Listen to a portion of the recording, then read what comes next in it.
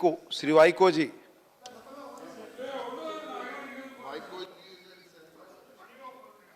श्री राम नारायण दुधी जी,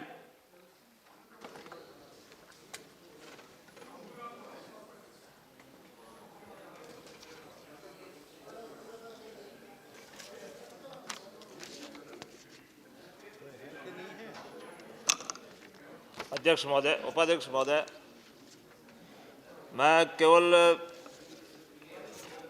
थोड़ी सी बातें मंत्री महोदय के ध्यान में लाना चाहूँगा।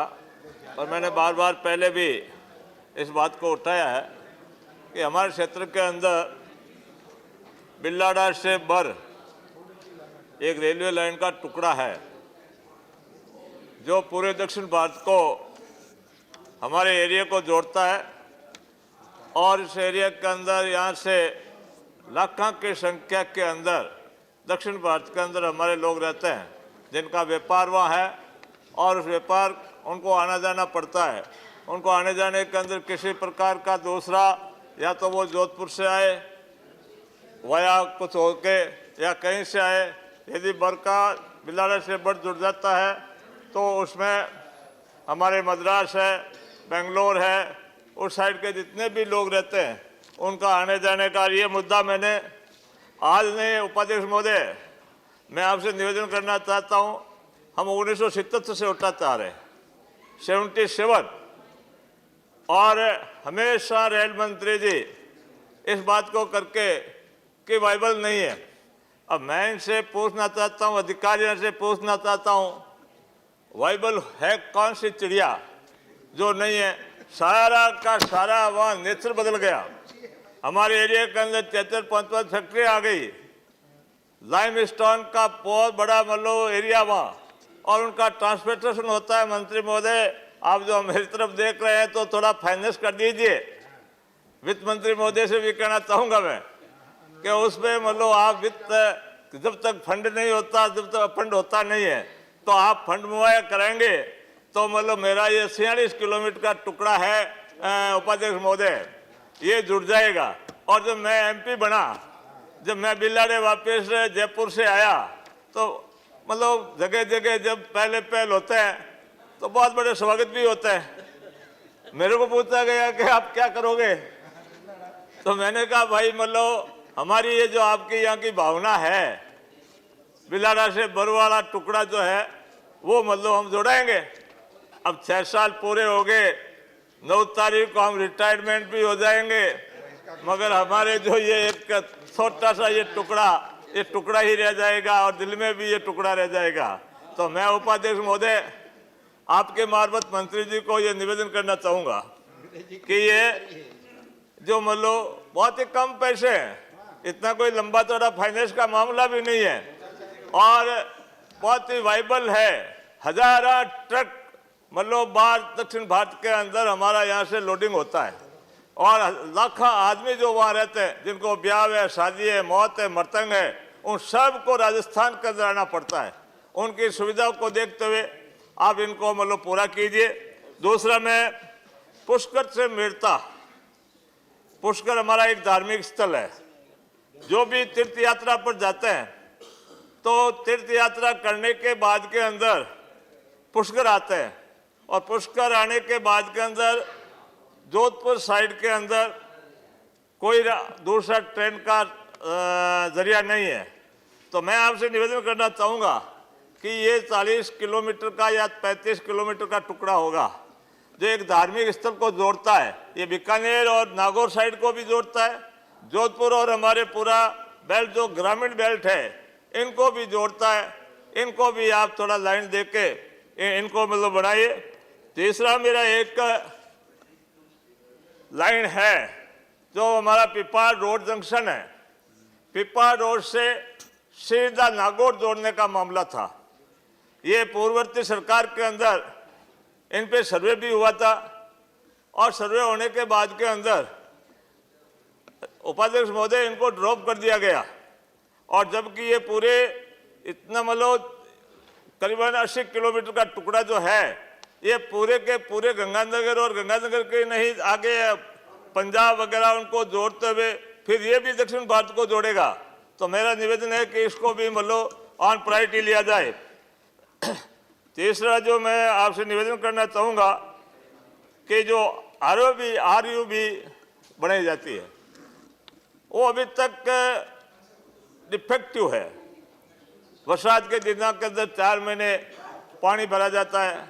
अब वो ट्यूबवेल खोदते हैं, 1-8 इंच का बोर होता है, ट्यूबवेल होता क्या है?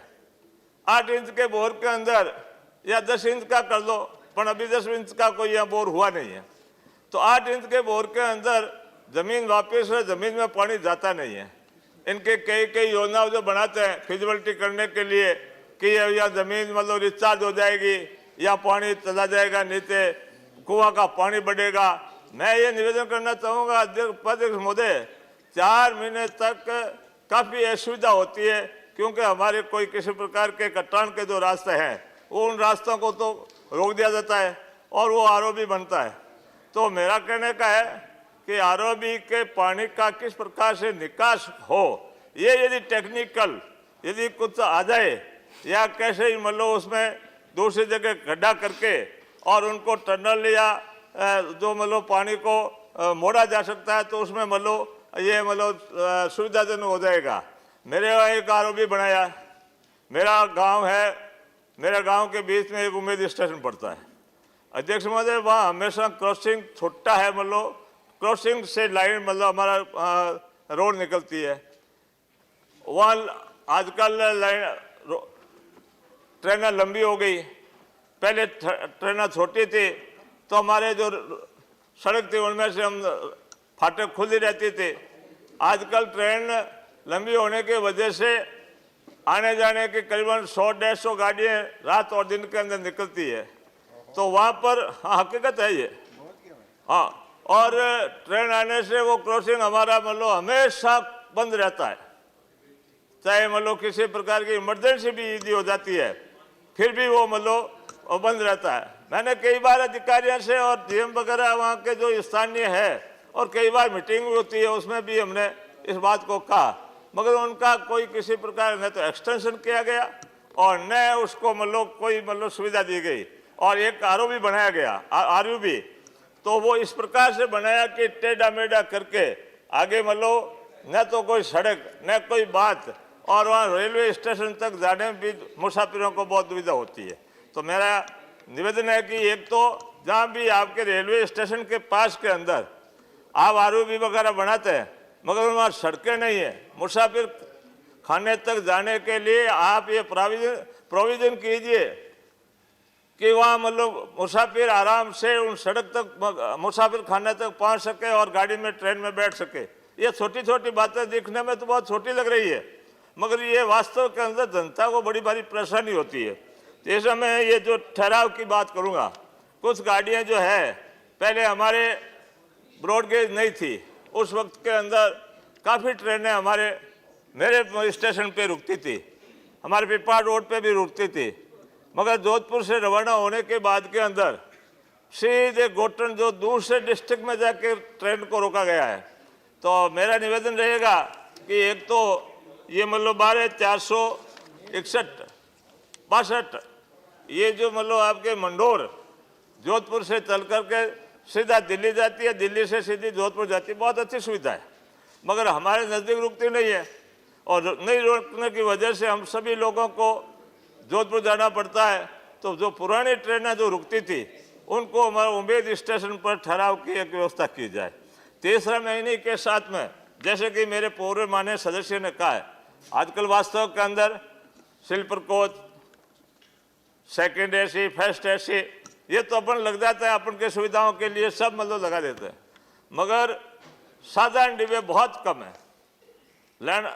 डिब्बा की मतलब रेलवे की लंबाई तो बहुत ज़्यादा बढ़ा दी, किलोमीटर से ज़्यादा होगी भगवान जाने, मगर उनके अंदर जो साधारण जनता आज कोई कितना परसेंटेज जो मतलब पैसेंजर है जो आपका मतलब स्लीपर कोच आप आवाजानी के हिसाब से हो सकता है कि आपको मतलब उससे बेनिफिट मिलता हो, मगर साधारण जनता को बेनिफिट बहुत कम मिलता है। वो बकरा की भांति जो बकरे ले जाते हैं बम्बई वगैरह, उस भांति उनको मतलब खर्च के भरा जाता है और फिर मतलब वो कैसे आते हैं कैसे नहीं आते वो तो भगवान जानता है या उनका दिल जानता है। खत्म करें दुधी जी तो अब। उपाध्यक्ष महोदय अभी तक तो है सर, नहीं नहीं, अभी 3 स्पीकर्स हैं अभी आपके। 3 और स्पीकर है, आपको तो छोड़कर मैं तो 3 दो हो गए। 2 मिनट में खत्म कर 2 मिनट नहीं, ये आप बहुत खत्म साधारण करें। बात है। मैं अंतिम बात कहें, दूसरी बात है मैं मतलब दूसरे स्पीकर को बुलाऊंगा। अंतिम बात कहें। कॉन्सेंट्रेट करो, बिलाड़ा पे। है सर, ठीक है। और एक है कि हम सब पूर्व सांसद होंगे, हुए हैं और पहले से है, तो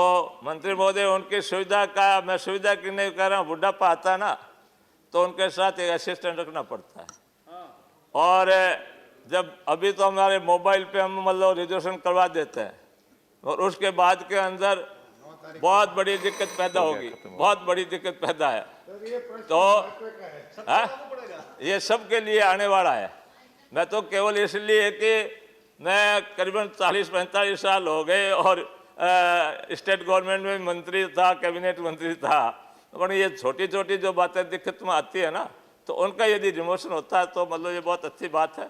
तो मैं इन सुविधा के साथ में ही जहाँ बड़ी रेलवे लाइनें हैं और जहाँ फैक्ट्रियाँ हैं और उन फैक्ट्रियों पर जो पास में रेलवे क्रॉसिंग है तो इतना बड़ा जाम रहता है, ट्रैफिक रहता है कि आप मतलब कोई आदमी आ नहीं सकता, तो वहाँ पर आरओबी की व्यवस्था कीजिए ऊपर वाले पुल की। धन्यवाद धन्यवाद। और इन्हीं शब्दों के साथ बहुत बहुत धन्यवाद अध्यक्ष महोदय, आपने मुझे समय दिया। धन्यवाद धन्यवाद। धन्यवाद।